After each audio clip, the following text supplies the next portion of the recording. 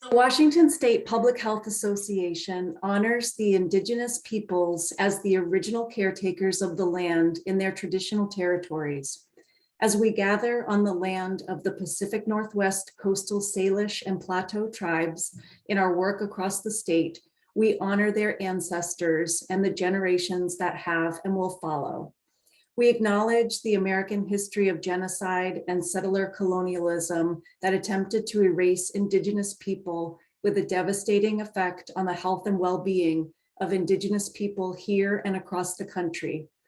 Our acknowledgement demonstrates a commitment to the process of dismantling the ongoing legacies of settler colonialism.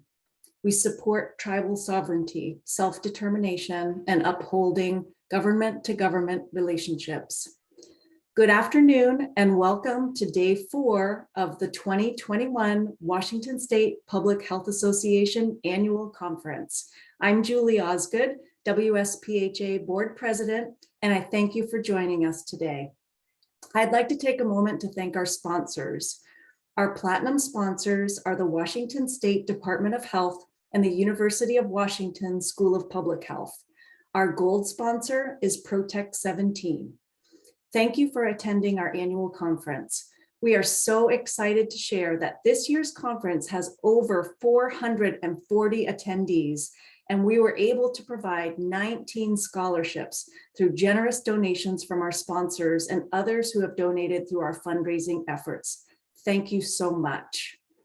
The sessions this year are being recorded and they have begun to be posted on WSPHA. Thank you to all of our wonderful presenters, panelists, and keynote speakers this year that draw us to watch what we've missed, and perhaps more than once. Today, I am honored to introduce Dr. Umair Shah, Washington State Secretary of Health. Dr. Shah was appointed Secretary of Health by Governor Jay Inslee on December 21st, 2020. Prior to this, he served as Executive Director and Local Health Authority for Harris County Public Health, the nationally accredited county public health agency for the nation's third largest county with 4.7 million people. Dr. Shah earned his BA in philosophy from Vanderbilt University, his MD from the University of Toledo Health Science Center, and completed an internal medicine residency, primary care and general medicine fellowship, as well as an MBH at the University of Texas Health Science Center. He also completed an international health policy internship at the World Health Organization headquarters in Switzerland. Upon completing training, Dr. Shah began a distinguished career as an emergency medicine department physician at Houston's Michael DeBakey VA Medical Center. He started his formal public health journey as Chief Medical Officer at Galveston County Health District before joining HCPH to oversee its clinical health system and infectious disease portfolio. Under his leadership, HCPH has won numerous national awards, including recognition as Local Health Department of the Year from NACCHO in 2016. Dr. Shah currently holds numerous leadership positions with respected entities like the National Academy of Sciences, Engineering, and Medicine, U.S. Centers for Disease Control and Prevention, Trust for America's Health, Network for Public Health Law, and the Texas Medical Association.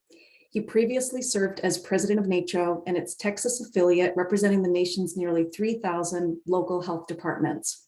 Over his career, Dr. Shah has been a clinician, an innovator, an educator, and a leader in health. We're so pleased to have you here today, Dr. Shah. Thank you, Dr. Osgood. Thank you, Julie, for really the opportunity to be here.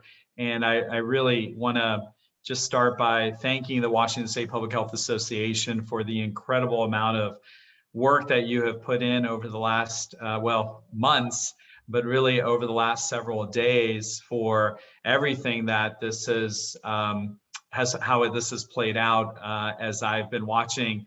There are times that I've logged in, but there are other times where I've watched on social media.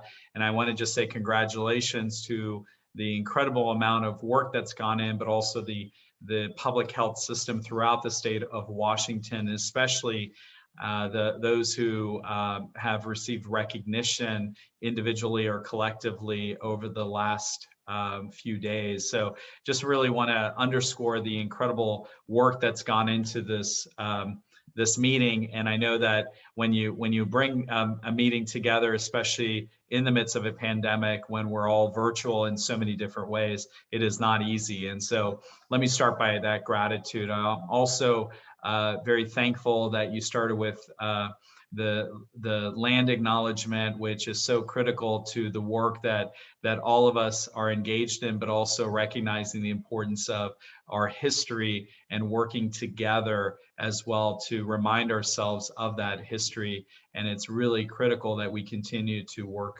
together moving forward. And so I wanted to also thank you for that. And with this, I will transition to my presentation. I'm going to be focusing on a few things. One is to really talk a little bit about the background of public health, and then really about COVID-19, and then thinking about that real investment as we look at not just COVID-19, but everything else that we as a system are charged with. And I'm incredibly proud that you may have heard at the very beginning that I've been working with so many on our team, including Michelle Osmanli, who I was about to advance my slides, but I made some last minute edits. But I want to thank her and our communications team, as well as others on our team at the Department of Health, for the amazing amount of work that they put in every single day, weekends, nights, holidays, just as so many of you and all of you across the system do that as well. And I think it's a testament to the public health enterprise that we have in the state of Washington. And I do want to really thank everybody, but also particularly my team at the Department of Health for the work that they continue to do. So with that, let me do my best to continue to move forward here. And let me know if for some reason, Julie or Jeff, if something happens technologically, since I am doing this alone, that I not mess that up. So let me know if for some reason slides no longer show.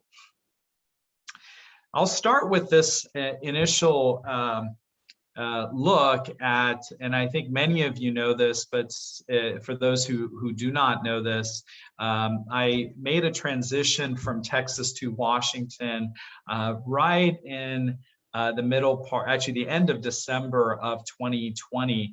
And so at points I was hashtagging that on social media with Texas to TX to WA, Texas to Washington.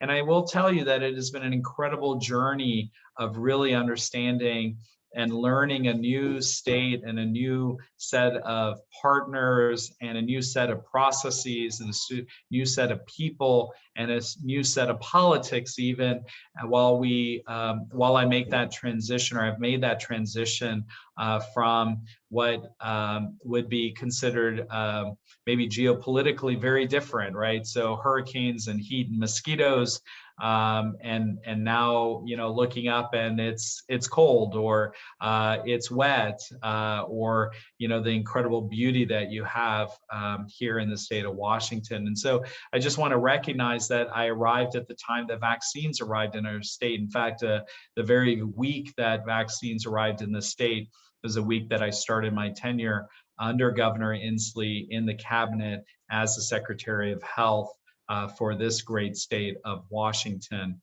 So let me take a step back and just to remind ourselves, and I know this is a public health family, so all of you know this, but I think it's always good to start with some grounding of where we begin here. And I want to start with what is public health. And this, at that time, the Institute of Medicine, the former Institute of Medicine, now known as the National Academy of Medicine, collectively under the National Academies of Sciences, Engineering, and Medicine, had this definition in 2003, which I think is so relevant even today. It's what we as a society do collectively to assure the conditions in which people can be healthy. The key word is obviously collectively. This is very different than individually. This is very different than, you know, the individual relationships that are sometimes, for example, between healthcare providers and their patients. The community becomes our patient, as you all know. And oftentimes we forget that it's in what conditions in which people can be healthy, and I like to put in parentheses, or safe, or protected, or well. And it should really be in not ors, but should be ands, that we want to make sure that our communities are healthy, well, safe, and protected while we collectively do the work that we are championing across the system. At the Department of Health, the 3 cornerstone values that I have espoused over my career, but also that we have really embraced since I've been here, but also this has been the incredible work that previous secretaries, Secretary Weisman prior to me and Secretary Selecki prior to him, just the incredible amount of work that goes in, that we build upon the work of the collective prior to that. But it's really about equity, innovation, and engagement. I feel really strongly that when you lead with equity, but you have to be creative, not just technologies, but the creativity and the innovation that comes with that creativity, and certainly engaging all sorts of partners and ultimately community members so that we can work together.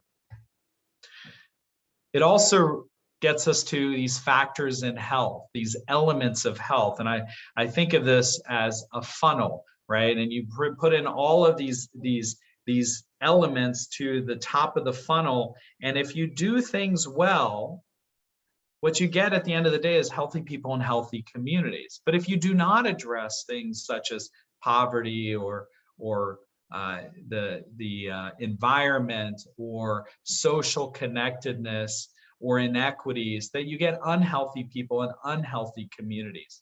And we know that policies, laws, and regulations matter, as does the context within which we operate.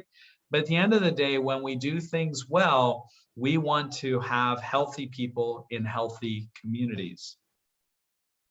We also know that that has been under assault over this last, actually, I would argue for decades, but it has been no more so under this pandemic, which has really been a challenge. The public health is inherently political. And we have said this over the years, we've said this over the decades, but I don't think it's been as politically recognized as we have seen it over this last 18, 20 months. And whenever we have looked at public health authorities, whenever we've looked at public health orders, whenever we've looked at how do we approach communities, ultimately it's a big challenge when there has not been agreement, especially over this pandemic, on how best we should move forward in recognizing how to end the pandemic or address various issues during the pandemic. I like to champion the concept of this hashtag invisibility crisis. I testified about this multiple times in Congress, but I will say that it's very much about this notion of the offensive line. And I apologize for using this image because one, it's not a Texas team, it is now a Washington team, but it's also at a time when Russell Wilson, the quarterback, is injured. So I apologize for that, but I do want to recognize that while number 3, the quarterback, the healthcare system or EMS or law enforcement oftentimes get much of that recognition, it's number 68, the offensive lineman or linewoman of public health, who are doing this incredible work up front to make sure that the quarterback is upright and is able to do his or her job. And that offensive line is so critical to the work that we do, yet when we do our work, it's largely invisible. And that's the hashtag invisibility crisis that I champion at NACHO and other areas across the country, including in Texas, that we have a real responsibility to fight this invisibility crisis, which means that my parents always taught me, when you have a problem, you come up with solutions, and the solution is the 3 V's of public health, which is raising the visibility.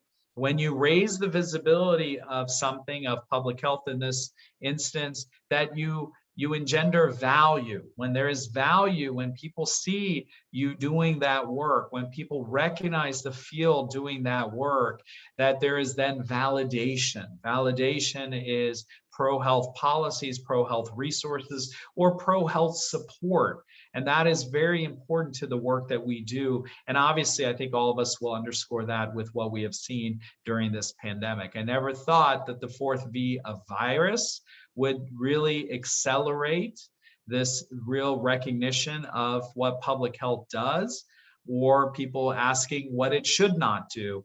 And certainly even the fifth V that we've seen over this last year and a half of violence has also been in the midst of everything that has been a part of our national dialogue.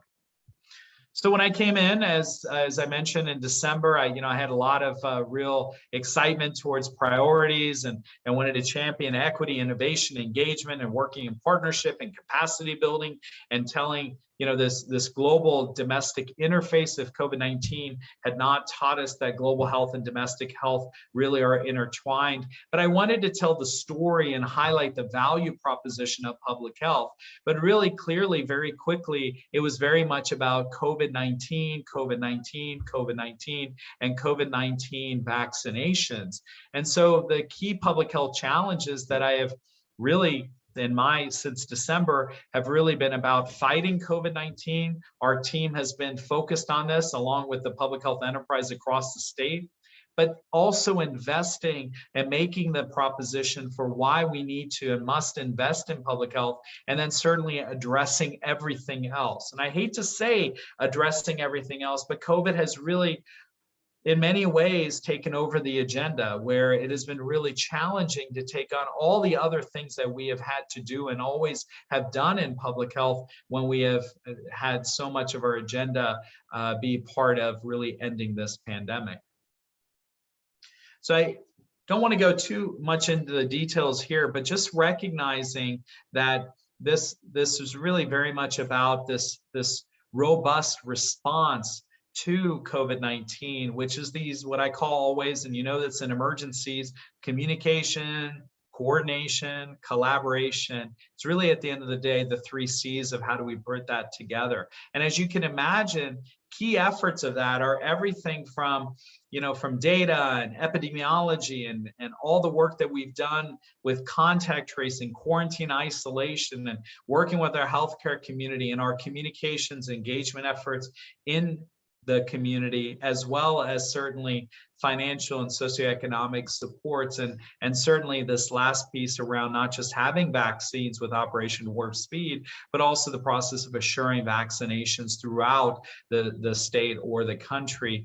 At the end of the day, if we only had to focus on number 10, that would be great. But we still have to do 1 through 9. And so the real challenge has been, how do we communicate and coordinate and collaborate while we address all of these and myriad other issues in the midst of COVID response? Here's just some select milestones. This is obviously not an exhaustive list. We know that this started in the state of Washington being the first COVID-19 case, first COVID-19 outbreak, first COVID-19 death. And that was an incredibly difficult time in the state's history. And if you all remember what happened in that spring, summer, as I watched and my team watched it from Texas and being connected with so many partners here in the state of Washington, really just recognizing the incredible amount of efforts that when the rest of the country was still learning about COVID-19, was still trying to understand how it would formulate its plans, Washington was having to address it in real time. And that went all the way to all sorts of other partnerships with all sorts of activities, including a very difficult winter wave. If you remember back in November, October, November, and December of last year. And then, of course, as I mentioned, vaccines and their arrival in the state of Washington in December. And then certainly launching various efforts around our Vax Collaborative, which I'll address in a few slides later, as well as state mass vaccination sites, mass vaccination efforts that local public health and healthcare were instrumental in addressing as well as then the caravans, which with community outreach And eventually we saw our state reopen on June 30th with, again, the big headline was the state is reopened, but the headline that a lot of partners in the media missed was that we are still in the midst of a pandemic.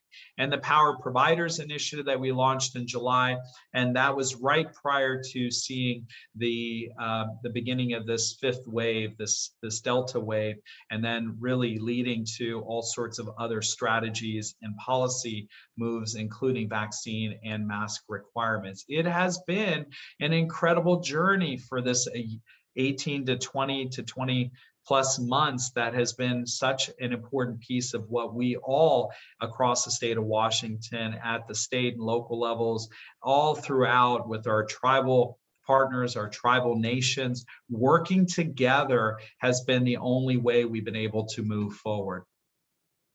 Here it is.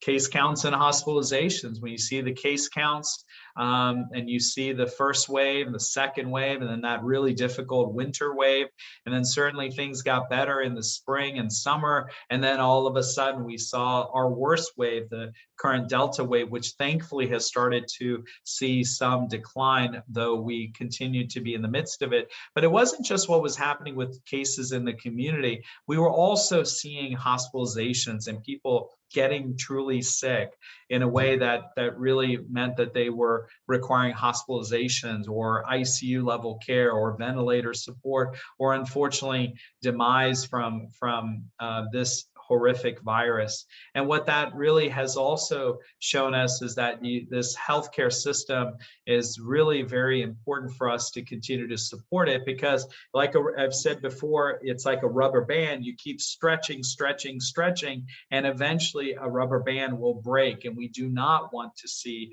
our healthcare system break, especially as it's now responding not just to COVID, but also delay in care and also all host of other continuation of reasons that people are hospitalized or seek healthcare resources. So again, the good news is that we're starting to see improvements, but the not so good news is that we're still at levels that are incredibly high and higher than we saw even in the winter months of 2020 into early 21.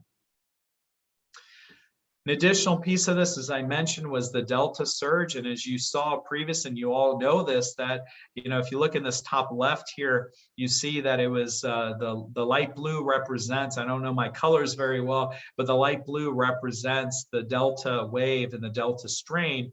And what you see is that Delta really outcompeted over time, as Dr. Scott Lindquist, who, congratulations, received the Washington State Public Health Association Leadership Award this past week, has taught us and shown us throughout this pandemic that it is incredibly interesting as a virologist when you see how a strain can outcompete other strains, but that's exactly what we had. And now essentially 100% of our cases are due to the Delta strain, which, as we know, is twice as transmissible. And that has been a real challenge for all of us. And certainly the challenge has been not just across the state, but in communities across the state of Washington, as you see on the graphic on the right here. As we rolled out vaccines, if you all remember, it was really about this three-legged stool concept of supply, logistics, demand, that at some point early on, you remember that we just didn't have enough supply. And really our goal was to get the supply and to be able to administer 45,000 vaccines on a daily basis. That was our goal. And we eventually exceeded that and hit the 90,000 mark before we really had a real challenge when it came to demand and the softening of demand. There was a point where it was about logistics, and we had to really make sure that we had the ability to have all of our partners have the logistical means to be able to provide vaccines throughout the state of Washington. So supply, logistics, but early on there was a real challenge that we had, and our team talked about this, that it was very much that right now it felt that the vaccine demand was being masked because we had such few supply. So very much having for every vaccine, you had 10 people ready to jump in the chair. And we even thought that at that point that it was masking this real concern around demand and that hesitancy or confidence challenges that we have been now grappling with over months as well. But we made incredible amount of progress thanks to all of you and all together, that as of October 11th, and most importantly to our citizenry, the residents, the community members, more than 9.3 million doses of COVID-19 vaccine have been administered to more than 5 million people. That is an amazing testament in such short order that we will have very close to 10 million doses of a vaccine in just a matter of months. And also recognizing that we're now inching towards that 80% of the population, 12 and up, eligible population, has received at least one dose of vaccine. And certainly the road to vaccination, that we've also had well over 70% that are fully vaccinated in the state of Washington, which is an incredible testament to all the efforts across the system in the public sector, the private sector, and most importantly, our community members. Vaccinations work.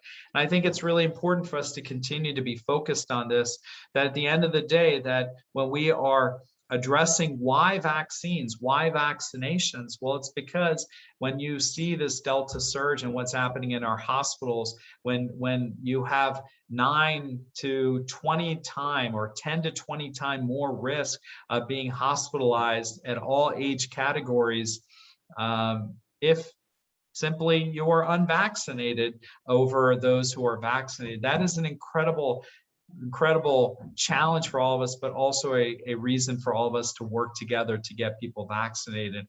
And this has been something that has been borne out over not just here at the state level, but at local levels throughout Washington, but across the country, that vaccinations work. They protect you from this virus. And if folks who are not vaccinated, unfortunately, 9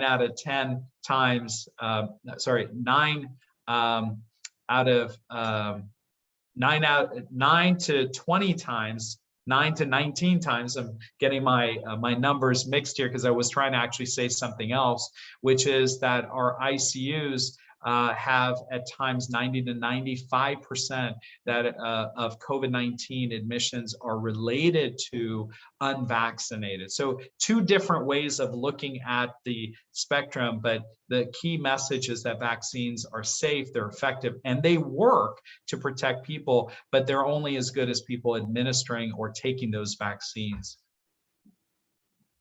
And what that means is that we have to work together, and have done this throughout with this pandemic response, which is, as no doubt as you would expect, as I mentioned, the champion of those values of equity, innovation, engagement. How have we worked across the system to really make sure that everything we can do is really very much about these 3 cornerstone values, and certainly that it's not an either or, that you can either vaccinate fast, many, and quickly and mass numbers, or you can take it on from an equity lens.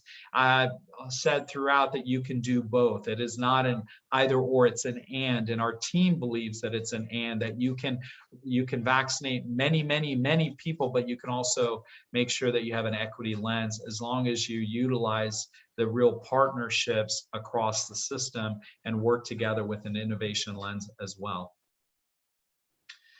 That really dovetails into the importance of partnership and leading with equity. And as you know, that, as I mentioned earlier, that we had launched our VAC Center back in January of 2021. And this is really an incredible testament to working together with the private sector. And so while we were at the end of the day working on so many public sector challenges, we recognized that the very private sector had the ability to be able to help us. And whether it was Microsoft or Amazon, or working with Costco or Kaiser Permanente or Starbucks, that if someone could get your coffee or latte in your hands 20 to 30% faster, they also were able to help us with our mass vaccination efforts to get our vaccination efforts to be 20% more efficient. And that was really very much about this VAC Center. And there's a report that is now on our website. If you haven't seen it, it was just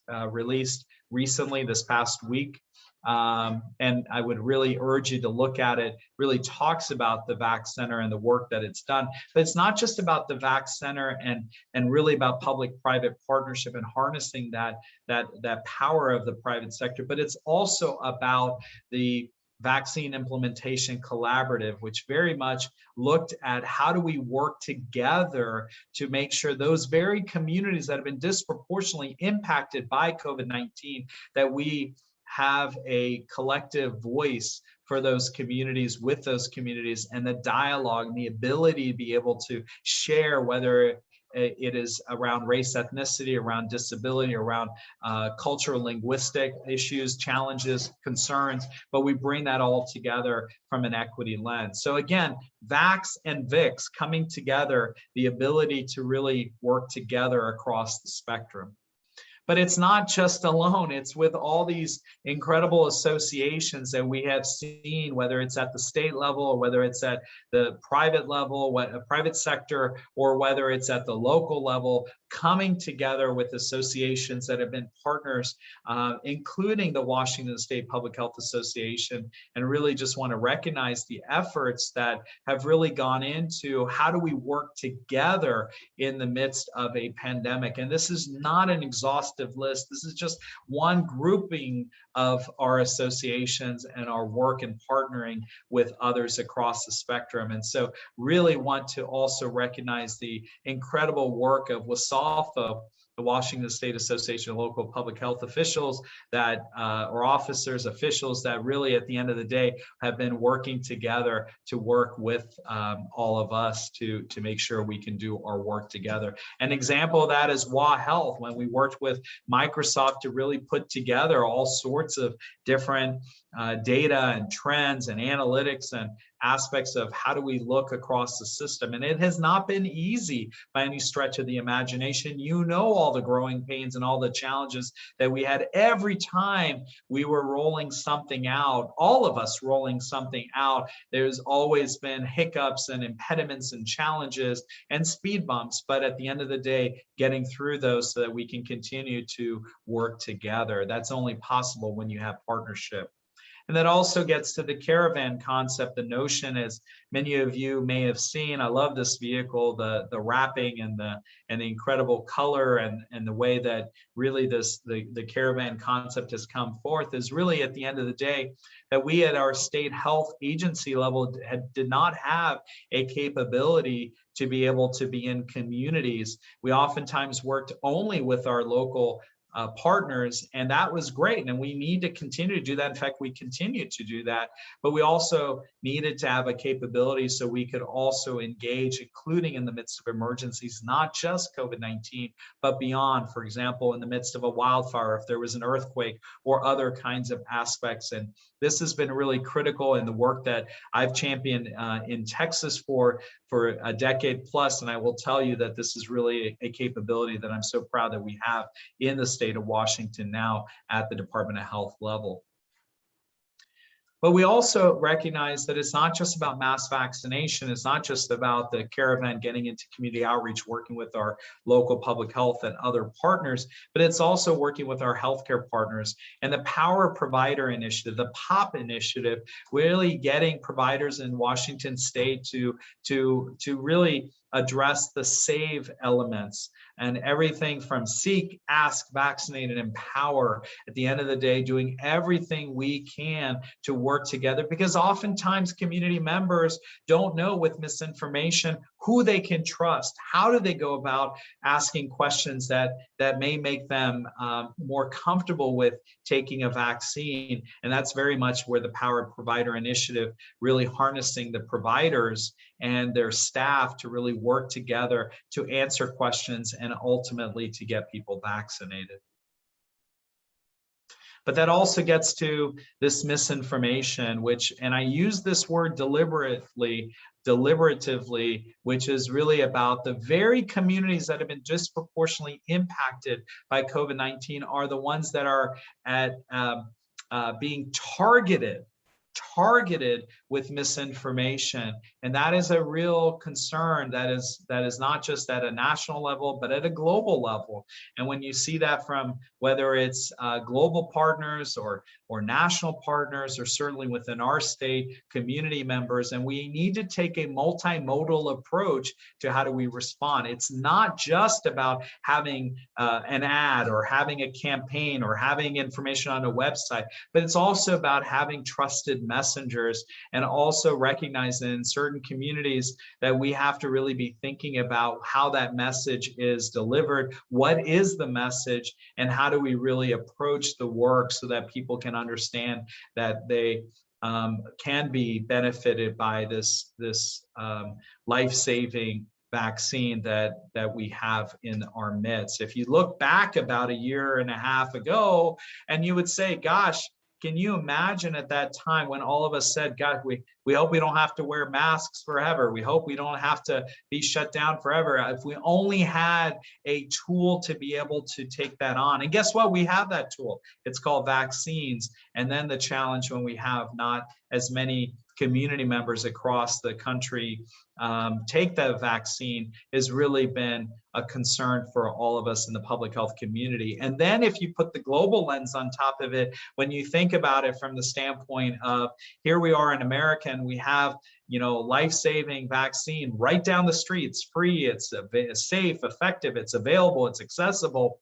And then we have people not taking it, and yet globally, and I say this quite literally, people would be dying to take vaccine to protect themselves, their families, their communities. And yet here we are, we have it, and not everybody has been willing to take the vaccine. And I think part of that, and a significant portion of that, is because of the misinformation that has targeted many communities. So fighting that misinformation has really been a challenge for all of us, and we have to take a multimodal approach as we continue to be thinking about that. Very recently, just actually last week, we released the crisis standards of care protocols that have been updated. And I want to thank our coalitions, the Northwest Health Response Network, as well as the Ready Coalition, Eastern Washington, as well as the DMAC, the Disaster Medical Advisory Committee, that really came together. And I hope you have a chance, if you haven't yet, to read this letter, read the protocols, and really understand and recognize how important it is with crisis standards of care. Again, when we see states next to us or nearby, for example, in Idaho or in Alaska, that are pulling the trigger collectively, when they pull the trigger on crisis standards of care in their state, and that really put some incredible amount of pressure in the state of Washington when we're seeing this incredibly high level of numbers and staff shortages for what was happening in addressing healthcare challenges and people coming for care, again, in the midst of this Delta surge. And at the same time, people saying, well, gosh, you need to pull the trigger on crisis standards of care within the state of Washington. And to say very clearly that crisis standards of care would be the last resort, and that our collective goal in the state of Washington is to have protocols and communicate about them and train upon them, but never to pull the trigger on them. And that is really important for all of us to recognize. And that's what these protocols represent, is an incredible body of work that's been led by Department of Health and other partners throughout the system. But I also want to recognize why it's important that we never, ever pull the trigger on these. And I do want to recognize the Washington State Hospital Association, as well as the Washington Medical Coordination Center, WMCC, that have worked together alongside so many other partners in this work. And really, it's a testament to the state and its work from all the way back to 2009 and 2012 and 2015, and not just what we have here in 2021. So what does the future state look like? What does it mean when we are in the midst of COVID-19 and we're trying to think about how do we end the pandemic, but we're also looking at and moving forward in our system? Well, it's a well-recognized, it's a well-resourced public health system that is strong, it's adaptable, it's responsive to the needs of our communities across the system. That's what a future state should look like. And we know yet that we have been underinvesting in public health over the years, the decades, and I would even say well over the tens of years. The century of really public health response has been a real challenge for us as well.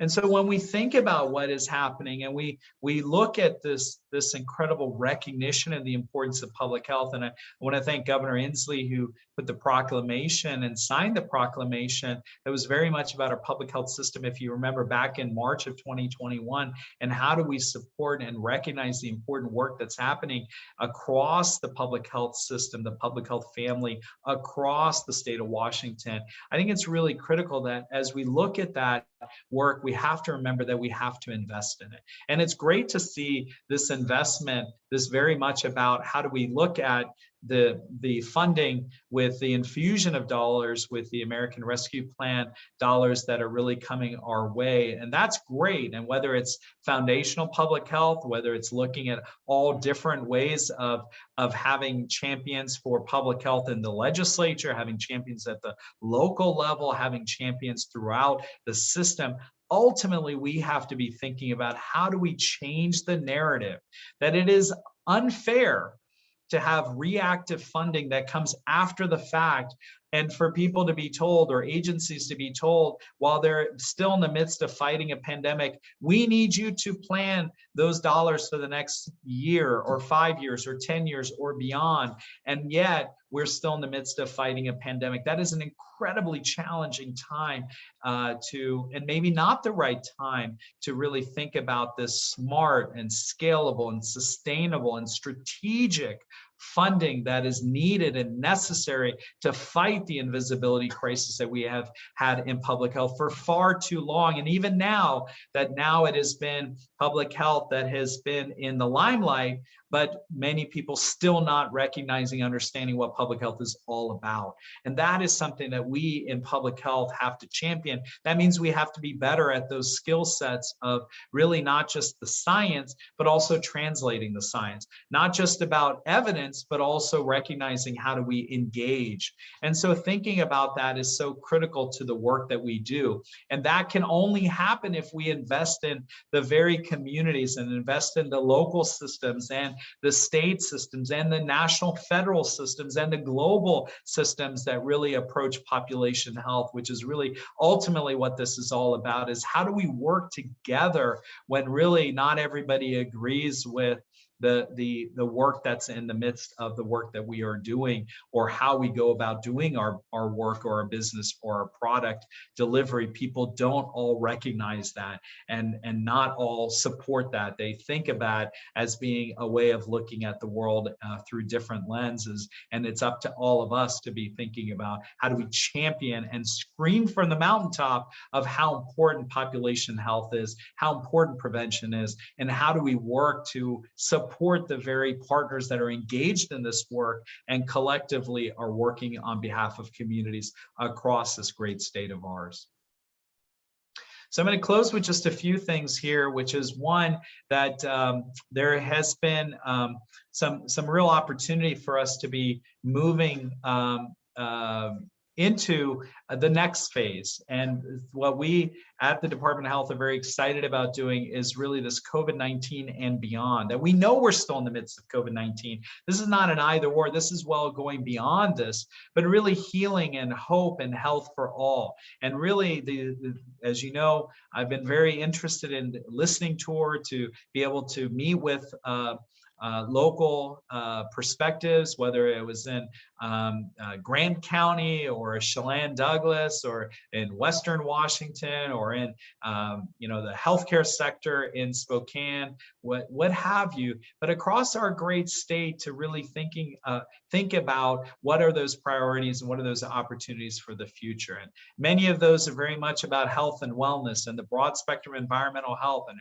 emergency response and resiliency, global and domestic health, but it's also in the investment in health systems and infrastructure that is very much necessary to really think about the importance of public health and the importance of healthcare coming together, especially in this real concern around social determinants of health, structural determinants of health, racism, and looking at how do we continue to work together to address these. So again, it is not just transactional health, that we have ended a pandemic and we move on to the next shiny object, the next headline, but it's transformational health, that we learn from all those challenges and those inequities, and we approach those with the focus of not just today, but tomorrow, not just COVID, but things like climate change and things like all sorts of chronic disease elements and emergencies and all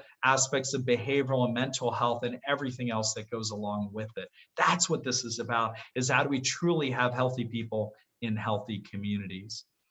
So this is from our team, very much about we're close, we're not there, we know it's a bright future, but only if we work together. And then I'm very interested in working together with all of you so we can tackle those very challenges that we have, not just in COVID-19 response, but well beyond. And I think that's critical for all of us. And this is a story about an elderly gentleman in our community who tried to do everything he could to get vaccinated. He didn't know how to go about getting vaccinated. And so he finally called a call center, and he was directed on how to go about doing that, getting that vaccine with someone named Hannah, who was incredibly important to help him getting vaccinated. This, again, senior elder in our community across the state of Washington, just one example of how critical this is. And he wrote this note: "Thank you, Hannah, for getting me a COVID-19 vaccination when no one else could not get me one, when no one else could get him a vaccine." So important for us to be thinking about how do we approach the work that we are engaged in so that we can ultimately assist, support, and really be able to benefit our communities and end this pandemic, but not just transactionally end it, but transformationally end it, so we can also think about what is around the corner. Because I assure you that another emergency, another urgency, another issue is well coming across the next spectrum once we cross the chasm and the mountains, if you will, of COVID-19 response. Something else is going to be coming our way. So I always like to say #InItTogether. I want to recognize the strong team at our executive level, and now we have our new Chief Science Officer, Dr. Tao, is a part of that. And I really want to recognize the importance of the work that we are doing so that we are all in this together. And I do want to recognize that when we are thinking about this ecosystem of people, that at the end of the day, it's all of us working together. And so while Dr. Lindquist was part of our executive leadership team, and he's done a fantastic job after the retirement of Dr. Kathy Lofi, who did an amazing job as well, and Dr. Weisman, Secretary Weisman, who left, and I came in the midst of all this. Dr. Lindquist absolutely deserved the Washington State Public Health Association Leadership Award. And as he now supports Dr. Tao Kwan-Get coming in as our Chief Science Officer, I really recognize the importance of really that continuation of the public health enterprise. And then other of our leadership group, as you can see here, who continue to work every single day to support their teams at the Department of Health, but also across the spectrum in public health in the state of Washington. So I hope you will join me as we continue to look at the importance of that work and how do we work together. And I do want to now just for a moment segue into, this is traditionally when the Secretary of Health presents a Secretary Award to an individual for the work that they have done throughout this pandemic. And I really want to recognize, just as Dr. Osgood did on Friday, and recognizing the community members across the state of Washington, I want to actually also recognize the importance of this work and the work that we do, that we ultimately at the end of the day, the Secretary of Health Award from the Washington State Public Health Association 2021 Secretary of Health Award goes to no one else but a collective. And before I tell you who that collective is, let me say this, that we are on this together. And so I'm going to read these. This is the first time I'm going to read something that's written, as opposed to just speaking as I have over the last 45 minutes here. We're on this together. And as Secretary, I'm aware that combating COVID-19 and getting communities vaccinated takes a village. It is not the work of one group, one organization, but the work of the collective to do good and to do well. They're not the same thing. Over the last year and a half plus, many have shown their resiliency and commitment to public health despite challenging and difficult opposition. So in picking the Secretary's Award, it was not an easy decision, as many people and organizations, many represented at the Washington State Public Health Association annual convening, have been committed to the work of trying to end this pandemic once and for all. So we as a collective, I as Secretary of Health, but also our team at Department of Health, decided to give the Secretary of Health Award to our key COVID-19 response partners, local health jurisdictions and tribal nations, and thank all of them, all of you, for their tireless work in supporting millions of Washingtonians. This pandemic has exhausted all of us. We are grateful for everything local health jurisdictions, local health departments, and tribal nations have done throughout this pandemic and are doing today and will continue, we know, because of your dedication and due for the future coming. They have all played a critical role, especially during the early days when the vaccine supply, as I mentioned, was low and hesitancy was high among some communities who have been very much both targeted and focused on, but also disproportionately impacted by COVID-19. And yet you continue to push through those challenges, knowing that every person vaccinated counts. We saw many of these partners step up and open their doors, not only to their own communities, but all BIPOC communities, rural communities, and even communities that oftentimes we're seeing them in a virtual environment, truly ensuring equitable access. The power of partnerships, we've seen that tremendous things can be accomplished when we partner effectively. We have an opportunity to build on that success in a transformational way moving forward. And we have been successful. As you saw, close to 80% now of people in Washington State, 12 years of age and up, have received at least one dose. And more than 70% are fully vaccinated. Though our work is far from over and we still need to do more to ensure there is equity among those vaccinated, I'd like to acknowledge the work you all have done in your communities. And we at the Department of Health salute you. We thank you. We honor you. We respect you. I want to thank you and your teams for supporting Washingtonians and continuing to march ahead in time of uncertainty where thank you is not always heard. I want to thank you from the bottom of my heart and from the bottom of our collective heart at the Department of Health.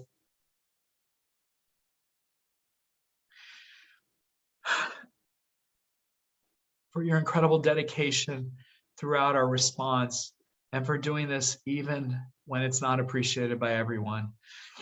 Thank you to the Washington State Public Health Association, and thank you to our local partners, local health jurisdictions, tribal nations, and everybody else involved in this process. I really want to say thank you, and I'm so humbled and proud to be your Secretary of Health for the great state of Washington, for the entirety of the state of Washington.